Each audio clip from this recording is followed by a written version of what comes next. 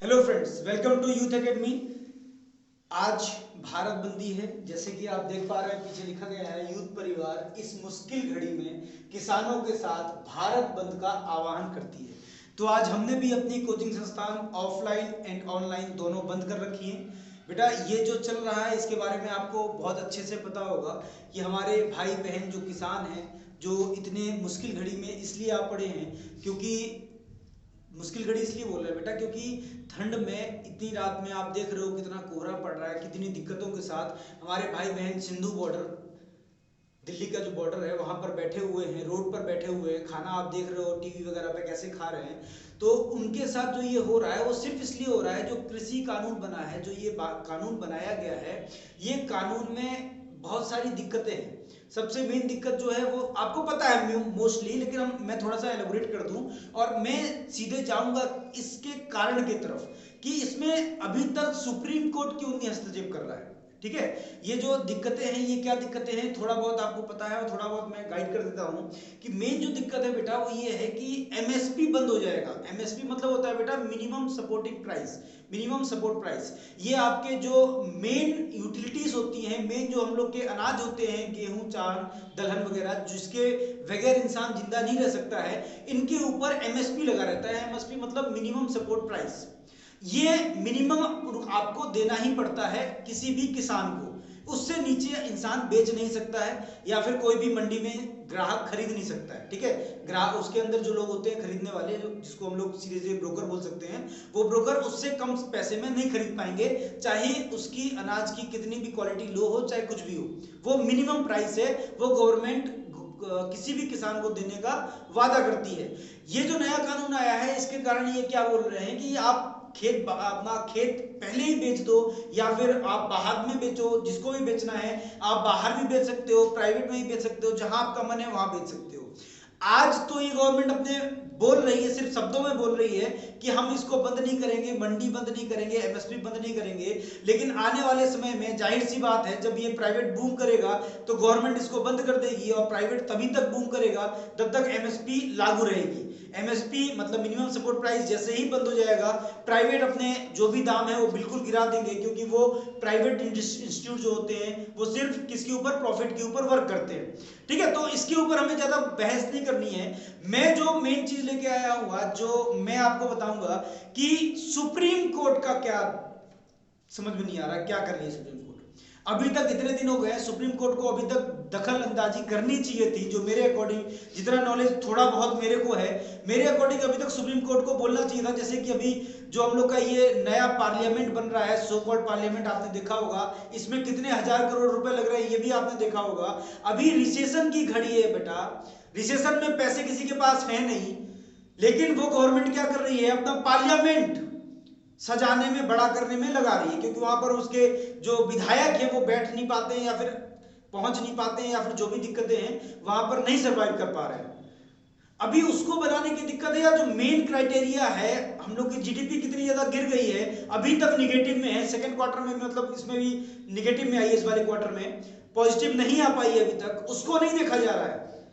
इस पे supreme court ने फटकार लगाई गवर्नमेंट को। बहुत अच्छी बात है कि आपको ये नहीं करना चाहिए। आपने चलिए भूमि पूजन भी कर लिया, अभी तक यहाँ पर हमने सुप्रीम कोर्ट से आपको परमिशन नहीं दी, अभी तक इसमें हम लोग का वो चल रहा है, लेकिन आपने जाके भूमि पूजन कर लिया, लेकिन कभी भी इसके आगे कोई भी काम नहीं होना चाहिए, कोई भी बेसिक स्ट्रक्चर बिल्डिंग का टूटना नहीं चाहिए। उसी तरह इसको, इसमें भी दखल अंदाजी देनी चाहिए। जो हम लोग का ये चल रहा है किसान आंदोलन, इसके ऊपर भी दखल अंदाजी देनी चाहिए। तो ये दखलंदाजी क्यों नहीं दे रहा है, क्या दिक्कतें हैं? अगर सुप्रीम कोर्ट चाहे तो सुप्रीम कोर्ट के पास मेरे अकॉर्डिंग तीन बड़े पॉइंट हैं जिसके कारण ये सीधे बिल को रोका जा सकता है या बिल को क्वेश्चन राइज किया जा सकता है कि कैसे आपने ये बिल बनाया। सुप्रीम कोर्ट कैसे इसमें उंगली कर सकता है, कैसे इसमें सीधे आके बोल सकता है कि नहीं ये आप रोक दो, कानून गलत है, या फिर कानून को फिर से संशोधन करो, कैसे बोल सकता है? मैंने जो खोज किया उसमें बेटा तीन पॉइंट मैंने निकाले हैं। जो सबसे पहला पॉइंट है बेटा, ये जो पास हुआ है बिल, ये राज्यसभा में सिर्फ हो हल्ला से पास हुआ है। हो हल्ला को हम लोग बोलते हैं, एक लीगल टर्म भी है जिसको बोलते हैं वॉइस वोट। ये वॉइस वोट से पास हुआ है, और वॉइस वोट कोई भी लीगल टर्म नहीं है। ये जब तक कानून जो है वो वोटिंग के थ्रू पास ना हो तब तक ये कानून बनाया जा सकता है, लेकिन सुप्रीम कोर्ट क्वेश्चन राइज कर सकती है इसके ऊपर। तो सुप्रीम कोर्ट अगर चाहे तो एक पॉइंट के बदौलत क्वेश्चन राइज कर सकती है। सेकंड पॉइंट क्या बेटा जो मैंने देखा है कि हाँ, ये जो विषय है, ये जो एग्रीकल्चर जो टॉपिक है, ये आता है बेटा स्टेट लिस्ट में आता है। ये स्टेट लिस्ट का विषय है। कंकरेंट में आपने जाके अगर पढ़ा होगा पॉलिटी में, तो कंकरेंट लिस्ट में आता है और ये स्टेट लिस्ट के अंदर आता है। और ज्यादा से ज्यादा अगर आप देखोगे तो जो ये trading agriculture foods and supplies होता है, जो फूड और गुड्स है, जो हम लोग के जो एग्रीकल्चर गुड्स हैं, इनकी जो ट्रेडिंग वगैरह आती है कंकरेंट लिस्ट में है। इसको सेंटर बिना स्टेट के परमिशन लिए हुए, बिना किसी से चर्चा किए हुए नहीं चेंज कर सकती है।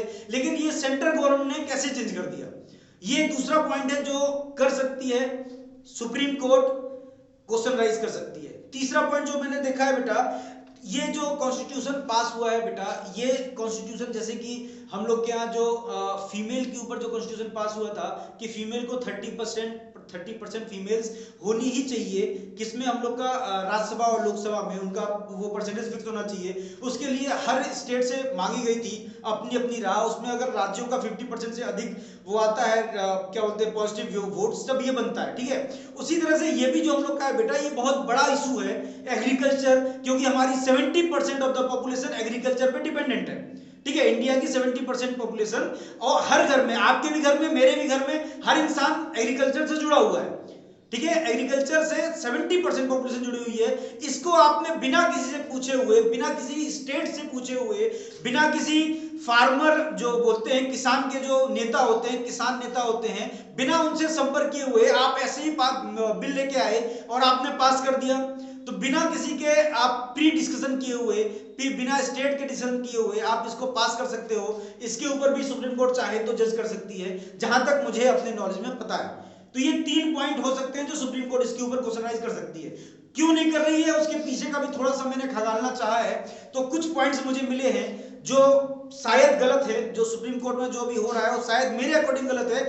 सही होगा उनके अकॉर्डिंग, लेकिन मेरे अकॉर्डिंग गलत है। तो मैंने सोचा कि अपनी जो पॉइंट ऑफ व्यूज हैं वो आपके साथ शेयर किए जाएं। तो मैंने जो देखा, सबसे पहले देखा बेटा कि हाँ, जजों का जो चयन करने का प्रक्रिया है, जो आपने पढ़ा होगा, जैसे कि जज को कैसे सेलेक्ट किया जाता है। सुप्रीम कोर्ट में जो हम लोग का चीफ जस्टिस ऑफ इंडिया जैसे भी बोबड़े जी जो हैं, तो उनको कैसे चयन किया गया है। तो इनकी जो प्रक्रिया है तो आपने रट के रखी होगी, वो कॉलिजन के थ्रू, ये आपने भी रटा होगा, क्योंकि वनडे कॉम्पिटिशन में जो भी तैयारी करता है उसको भी पता होना चाहिए, जाहिर सी बात है।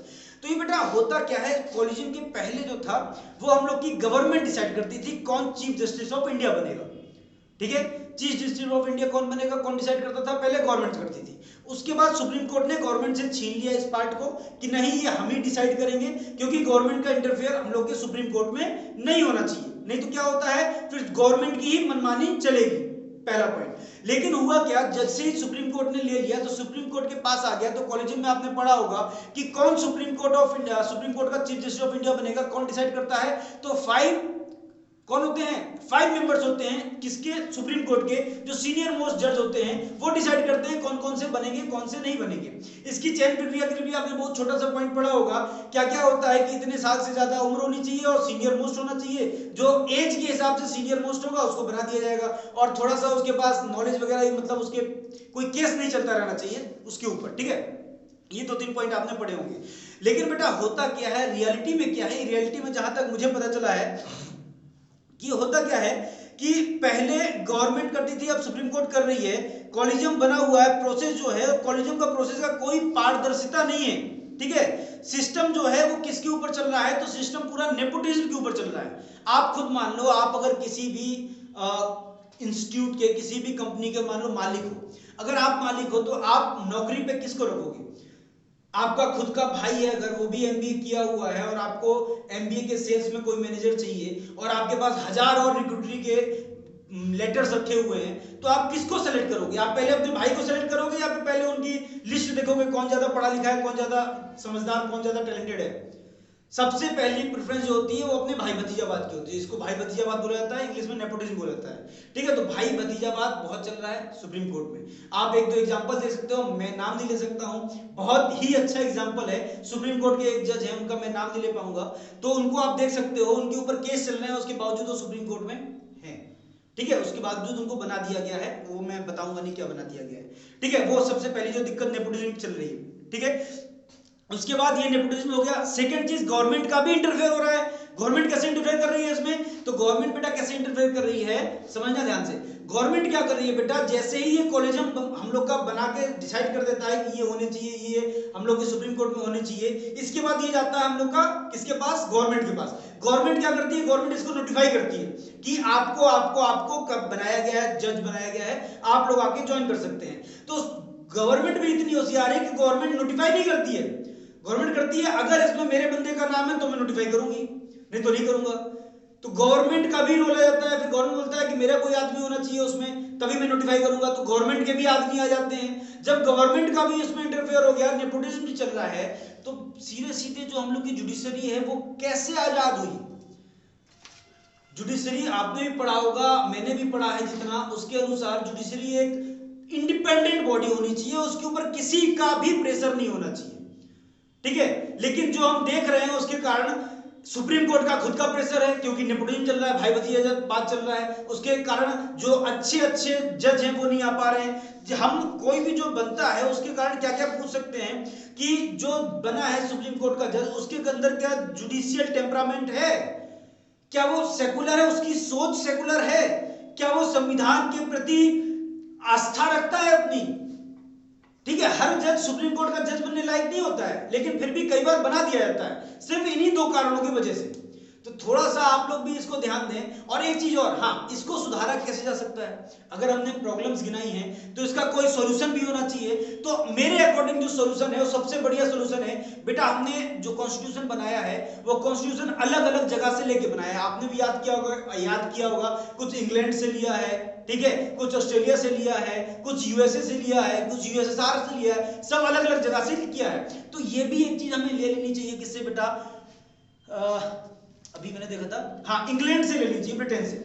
ये इंग्लैंड से हमें क्या लेना चाहिए बेटा, इंग्लैंड में जो सेलेक्ट करने का जो प्रोसेस है बहुत ही डिफरेंट है, बहुत ही लाजवाब है। उसमें एक बॉडी बनाई गई है जो बिल्कुल इंडिपेंडेंट है, वो इतनी हाई पावर कमिटी है कि उसके जो कमिटी के मेंबर्स हैं उनको कोई बोलने वाला नहीं है, वो इतनी ज्यादा हाई लेवल की है। उसमें कौन होने चाहिए, तो उसमें हमारे बेटा रिटायर्ड जज हो सकते हैं, जो जज रिटायर हो गया उनका तो कोई रोल रहेगा नहीं, तो वो हो सकते हैं। और भी ऐसे जो हाई लेवल पे हैं, जैसे कि जो हम लोग का आईपीएस या आईएएस जो रिटायर होते हैं, उनको उसमें रखा जा सकता है। तो उनको रखा जाएगा तो उनसे क्या होता है, वो सारी चीजों को देखते हैं। उसके बाद वो गवर्नमेंट, जैसे इंग्लैंड में पूरा यही बना हुआ है कि मेंबर की कमेटी है, वो हाई लेवल की है, वो सुप्रीम कोर्ट के जज को क्या करती है, डिसाइड करती है कौन होगा कौन नहीं होगा। उसमें मेंबर्स रहते हैं, वो कभी भी नेपोटिज्म वगैरह नहीं कर पाएंगे, क्योंकि वो एक मिक्स कमेटी रहती है, उसमें इतने मेंबर्स रहते हैं कि एक आदमी के बोलने से कि नहीं ये होना चाहिए डिसाइड नहीं हो पाता है। और वो इतने हाई लेवल की होती है कि उसमें ना जुडिशरी का रोल होता है, जुडिशरी का उसमें कोई रोल नहीं रहेगा। उसी तरह ना उसमें गवर्नमेंट का रोल होता है, जो हम लोग की जो क्या बोलते हैं, गवर्नमेंट सेलेक्ट होके आती है, ना उसका रोल रहता है। तो ना ब्यूरोक्रेसी का रोल रहेगा, ना उसमें जुडिशरी का रोल रहेगा, और ना हम लोग का पार्लियामेंट का रोल रहेगा। वो इंडिपेंडेंट बॉडी रहेगी, तभी जाके ऐसा कुछ हो सकता है। तो हमारे अकॉर्डिंग बेटा जो आज भारत बंद किया गया है, इसको आप भी सपोर्ट करें, हम भी सपोर्ट कर रहे हैं, और इसको बिल्कुल सफल बनाएं। क्योंकि अगर किसान के ऊपर दिक्कत आएगी तो बेटा जो बोला गया था जय जवान जय किसान, तो जवान भी नहीं रह पाएगा अगर किसान नहीं रह पाएगा, और अगर किसान नहीं रह पाएगा तो आप और हम भी नहीं रह पाएंगे। क्योंकि बेसिक स्ट्रक्चर किसान ही है। किसान, आप और हम दिन भर सोते रहते हैं, मतलब रात भर सोते रहते हैं, वो रात को भी उठ के जाके पानी डालता है खेत में। रात को इतनी ठंड में आप और हम रजाई के अंदर घुसे रहते हैं, उसको पानी डालना पड़ता है, उसको खेत में जाके गाय भैंस जो जानवर होते हैं उनको देखना पड़ता है क्या हो रहा है क्या नहीं हो रहा है। सिर्फ किस खातिर, आपके और हमारे खातिर, कि आप और हम जैसा इंसान भूखा ना रह पाए। ठीक है, तो आज के लिए जय जवान जय भारत, धन्यवाद।